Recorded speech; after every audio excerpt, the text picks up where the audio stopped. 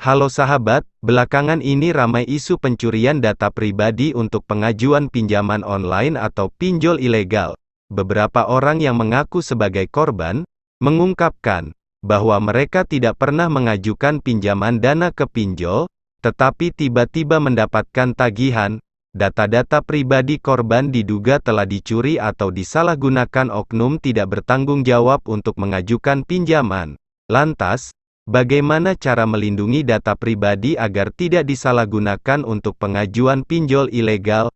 Pengamat teknologi informasi atau IT, Ruby Alamsyah mengatakan, ada beberapa cara yang bisa dilakukan untuk menjaga agar data pribadi tidak bocor dan disalahgunakan pihak lain. Pertama, jangan pernah memasang aplikasi pinjol yang ilegal atau tidak terdaftar di Otoritas Jasa Keuangan, atau OJK di smartphone.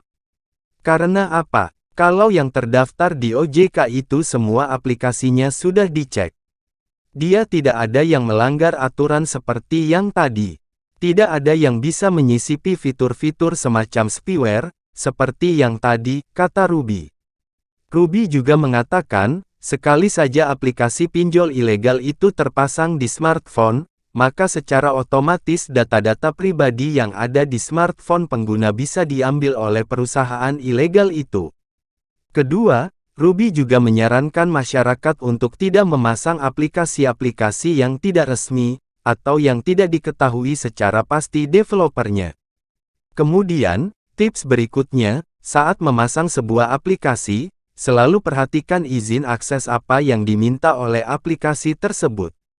Apakah sesuai dengan fungsinya? Misalnya, aplikasi game minta akses ke kamera, atau aplikasi game minta akses ke galeri foto, itu tidak nyambung, kata Ruby. Kalau ada aplikasi yang kita install lalu meminta izin-izin ke data pribadi kita yang sebenarnya tidak ada hubungannya sama aplikasi tersebut, segera batalkan penginstalan aplikasi tersebut, katanya melanjutkan.